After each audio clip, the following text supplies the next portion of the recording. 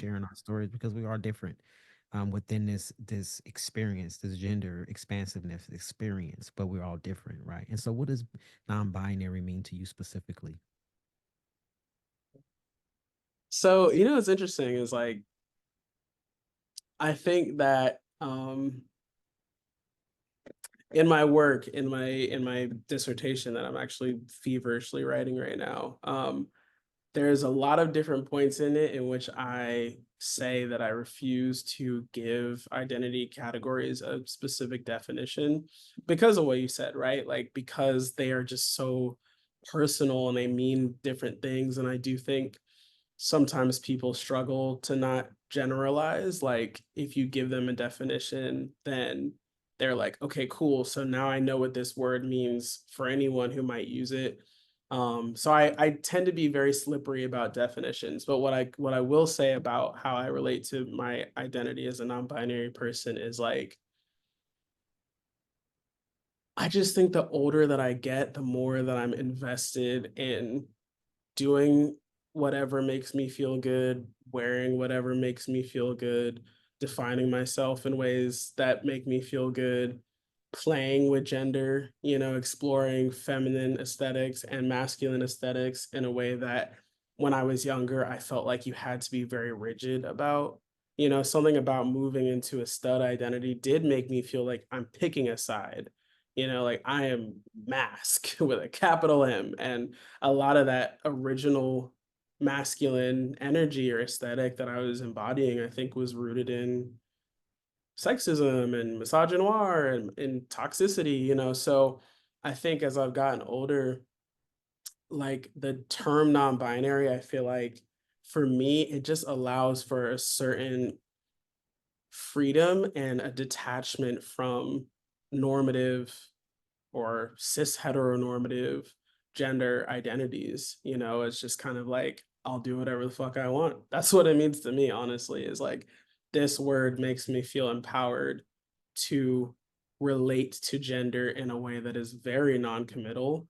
And that lack of commitment, that lack of binary understanding and rigidity just allows me to really explore and continue to get to know myself and have experiences where I'm really like, I don't know, I am excited to like come out as new things and get new language and dress in ways that I never thought I would, and queer kind of the paradigm of gender holistically. So I don't know if that like is helpful, but I would say that's yeah, it's a very free and um unencumbered, uninhibiting term for me.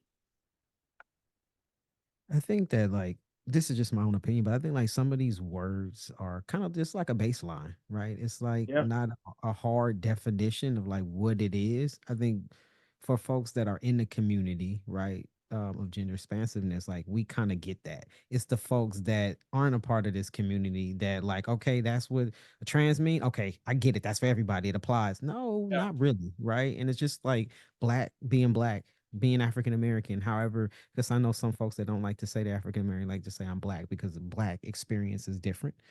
And so it's like, but that doesn't mean that we all the same either, right? And so I think sure. it's just to pick what I think when I say it's like a baseline, I just mean like for instance, when you said okay, people were using the term stud, and I see older studs, and so that kind of fits for me, right? But then that was the term that you picked, that was your baseline. But then as you grew and you got to learn more about yourself, it shifted and it changed, For right? And sure. so I was like, okay, that was cool then, but now I'm going to shift and change. I kind of knew what I wanted to hold on to at that time, but now it's different. So I think it's just words that we Yeah. can use to help us describe what we feel in a moment, but it's not permanent. And Yeah, so I 100% agree with that. I think that's a beautiful way to couch terminology around any type of identity, really. right. And it's just about folks who don't really identify in the ways that we do to kind of like to well, I won't say ask questions because some people don't know how to ask the right questions. But it's to basically not put us all in the damn box because we're not all the same. And it's For sure. to be open-minded when you meet somebody else. And like me and you can walk into the room. I identify as transmasc. That's just what feels comfortable for me. I feel like I'm a queer transmasc person. Yeah, And but that's not how you identify. So we're different, you know? And so it's like to be curious about different identities and how people identify, and to be open to what other people choose for themselves, right? And so for sure. I think that's very, very important. For sure. I do want to add in though that I also do resonate with Transmasc. I do identify with that. I do identify with that. I know you're saying that like we still have differences, but I like Transmasc. I think like before I heard Transmasc, I heard of trans experience.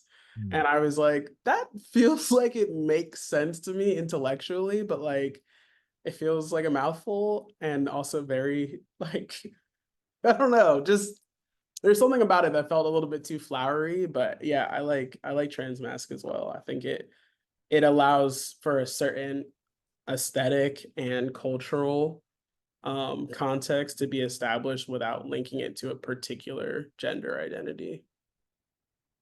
absolutely. So I want to ask you. So you said, well, in your bio, you're a frequent writer of critical analysis, Yeah. and you are author of We Was Boys Together. You want to talk a little bit more about, first off, let's talk about the critical analysis. What do you mean by that? I think just what we're doing right now. I love to like take concepts and identity and um, bring some sort of critical framework, whether it's critical race theory, whether it's trans theory, whether it's any type of critical theory that engages with, you know, kind of the intersectional ways that different people experience oppression, but also just the ways that people define themselves. And I like to tease it apart and, you know, play with it. And um, I think the, you know, critique portion of it for me is just like a lot of the ways in which people define themselves, I feel like are incredibly limiting and they're rooted in nothing. Like, you know, like they're rooted in like weird decisions their parents made about what fucking paint color they were going to choose for a bedroom or what toys they had access to, you know. So yeah, I think that's what I mean. It's just like engaging with any kind of social or identity based concept from a critical lens. Something that's very thought provoking. Yeah, exactly, exactly. And so the book We Was Boys Together. What first like what made you choose that title? Yeah, so We How? Was Bois Together is my baby, yo. Like, actually, hold on, let me see if I like. I have like a little stand that's just like props up my little copy of it right here. So, We Was Boys Together is a chapbook of poetry. It's also chapter 3 of my dissertation. So it exists in two very different contexts.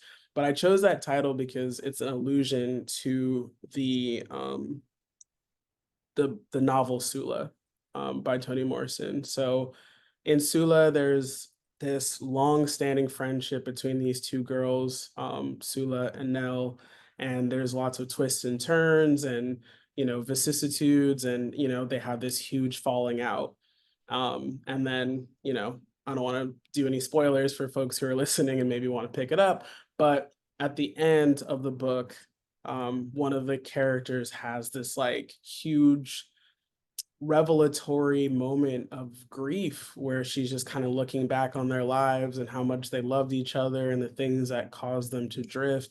And she just goes, "We was girls together." And that's like her expression of, you know, like how close she felt to this person.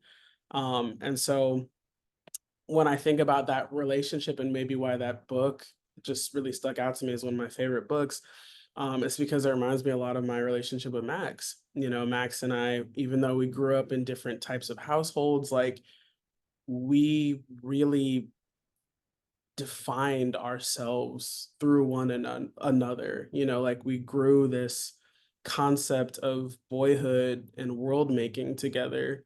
And we also had our twists and turns. You know, Max went to the military after high school. I went to college, you know, and they ended up, engaging, for a time with the carceral system. And some of the decisions that they made were a direct result of like the huge disparity in resources that the two of us had.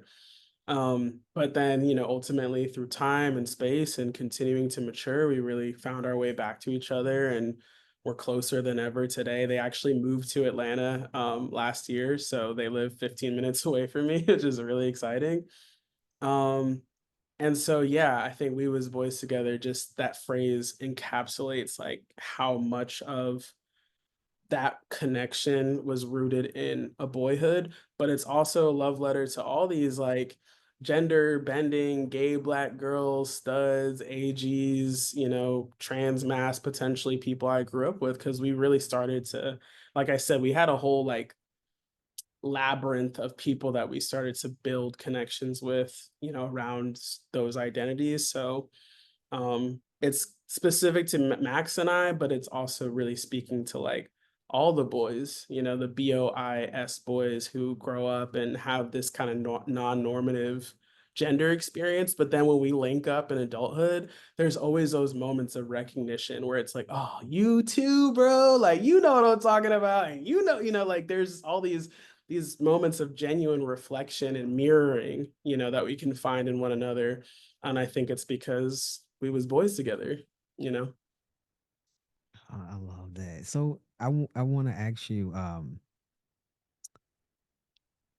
lost my train of thought. Sorry. Oh, you're fine. You're fine. Oh, Um, oh, good. I know. Yeah, I was gonna say. So for folks, so first of all, you wrote a book from chapter 3 of your dissertation. Okay, so for folks who don't know, who not really into institutionalized learning and that's let folks know what a dissertation is and how extensive it really is that you just made a book out of chapter 3 of dissertation. Okay, I appreciate that question. Okay, so a dissertation is typically the culminating final project of a doctoral program. So my doctoral program is a PhD in American Studies. I specifically study race, gender, and sexuality at the nexus of identity. And so for me, so the dissertation project is typically you have coursework as your first couple of years where you're just like taking classes, very similar to, undergrad or a master's program. Then you move into, comprehensive exams or qualifying exams